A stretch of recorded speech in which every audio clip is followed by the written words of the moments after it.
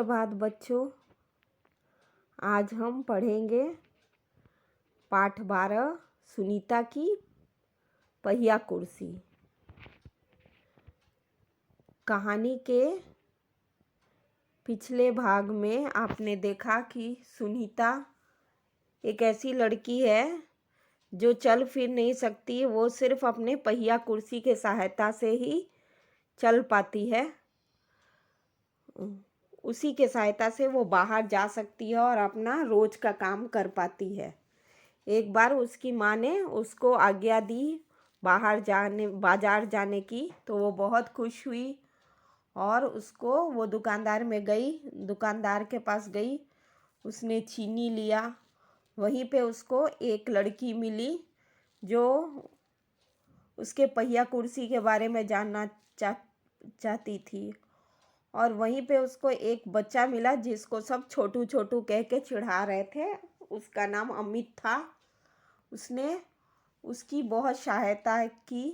सीढ़ी पे उसने उसकी पहिया कुर्सी चढ़ा कर रख दिया और इस प्रकार वो दोनों दोस्त हो गए। अब आगे की कहानी में हम पढ़ते हैं। अमित ने सुनीता की पहिया कुर्सी को ऊपर चढ़ाया।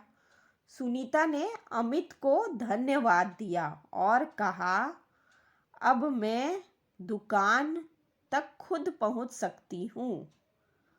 दुकान में पहुंचकर सुनीता ने 1 किलो चीनी मांगी।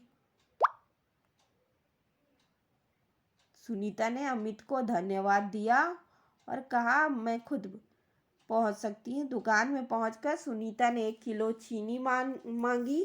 दुकानदार ने मुस्कुराया और चीनी की थैली पकड़ने के लिए उसने हाथ आगे बढ़ाया कि दुकानदार ने थैली उसकी गोद में रख दी।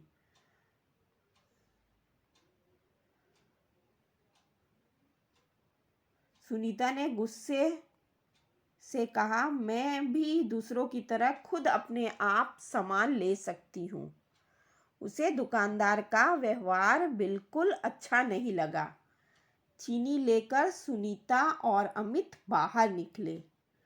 लोग मेरे साथ ऐसा व्यवहार करते हैं जैसे कि मैं कोई अजीबोगरीब लड़की हूँ, सुनीता ने कहा। शायद तुम्हारी पहिया कुर्सी के कारण ही वे ऐसा व्यवहार करते हैं, अमित ने कहा। पर इस कुर्सी में भला ऐसी क्या खास बात है? मैं तो बचपन से ही इस पर बैठकर इसे चलाती हूँ, सुनीता ने कहा। अमित ने पूछा, पर तुम इस पर क्यों बैठती हो? मैं पैरों से चल ही नहीं सकती। इस पहिया कुर्सी के पहियों को घुमाकर ही मैं चल फिर पाती हूँ। लेकिन फिर भी मैं दूसरे बच्चों से अलग नहीं हूँ। मैं वे सारे काम कर सकती हूँ जो दूसरे बच्चे कर सकते हैं, सुनीता ने कहा। अमित ने अपना सिर ना में हिलाया और कहा, मैं भी वे सारे काम कर सकता हूँ जो दूसरे बच्चे कर सकते हैं, पर मैं भी दूसरे बच्चों से अलग हूँ। इसी तरह तुम भी अलग हो। एक बार फिर से इस पृष्ठ को पढ़ते हैं।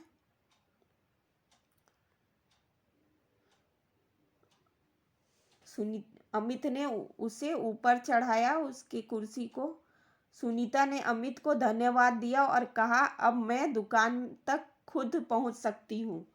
दुकान में पहुंचकर सुनीता ने 1 किलो चीनी मांगी।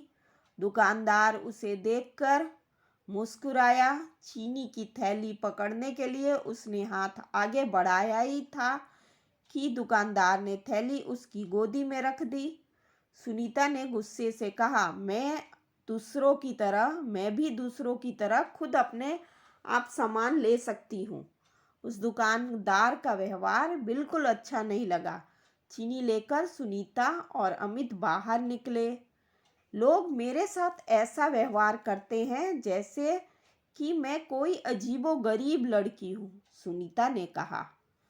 शायद तुम्हारी पहिया कुर्सी के कारण ही वे ऐसा व्यवहार करते हैं, अमित ने कहा। पर इस कुर्सी में भला ऐसी क्या खास बात है? मैं तो बचपन से ही इस पर बैठकर इसे चलाती हूँ, सुनीता ने कहा। अमित ने कहा, पर तुम इस पर क्यों बैठती हो? मैं पैरों से चल ही नहीं सकती। इस पहिया कुर्सी के पहियों को घुमाकर ही मैं चल फिर पाती हूँ। लेकिन फिर भी मैं दूसरे बच्चों से अलग नहीं हूँ। मैं वे सारे काम कर सकती हूँ जो दूसरे बच्चे कर सकते हैं, सुनीता ने कहा। अमित ने अपना सिर ना में हिलाया और कहा, मैं भी वे सारे काम कर सकता हूँ जो दूसरे बच्चे कर सकते हैं, पर मैं भी दूसरे बच्चों से अलग हूँ। इसी तरह तुम भी अलग हो। अब इसका भावार्थ समझते हैं। अमित ने उसको सहारा देके सुनीता के कुर्सी को सीढ़ियों पर पहुंचा दिया। सुनीता ने अमित को धन्यवाद दिया और कहा कि अब तो मैं खुद ही पहुंच सकती हूँ। दुकान में पहुंचकर सुनीता ने दुकानदार से 1 किलो चीनी मांगी और दुकानदार ने थैली उसके हाथ में पकड़ाने की जगह उसके गोद में रख दिया, चीनी का थैली। तो सुनीता को गुस्सा आ गया और वो दुकानदार से बोली कि वो दूसरों की तरह वो भी अपना सामान खुद ले सकती है। उसको दुकानदार का व्यवहार अच्छा नहीं लगा। चीनी लेकर वो अमित के साथ बाहर निकली। फिर अमित से बोलती है सुनीता कि लोग पता नहीं क्यों मेरे साथ ऐसा व्यवहार करते हैं, जैसे मैं कोई अजीबोगरीब लड़की हूँ। तो अमित समझाता है कि शायद तुम्हारे पहिया कुर्सी के कारण वे ऐसा व्यवहार करते हैं। तो सुनीता बोलती है, मैं तो बचपन से ही इस कुर्सी को चला रही हूँ, इसमें इस कुर्सी में ऐसा क्या खास बात है? अमित कहता है, पर तुम इस कुर्सी पे क्यों बैठती हो? तो सुनीता बताती है, मैं पैरों से चल नहीं सकती हूँ, इस पहिया कुर्सी को चलाकर ही मैं चल फिर पाती हूँ। पर मैं तो वो सारे काम कर सकती हूँ जो दूसरे बच्चे कर लेते हैं, सुनीता अमित से कहती है। तो अमित भी बोलता है, नहीं ऐसा नहीं है, मैं भी तो सारे काम कर सकता हूँ जो दूसरे बच्चे कर सकता हूँ, पर मैं भी दूसरे बच्चों से थोड़ा अलग हूँ, उसी तरह तुम भी अलग हो। अब आगे की कहानी अगले भाग में। धन्यवाद बच्चों।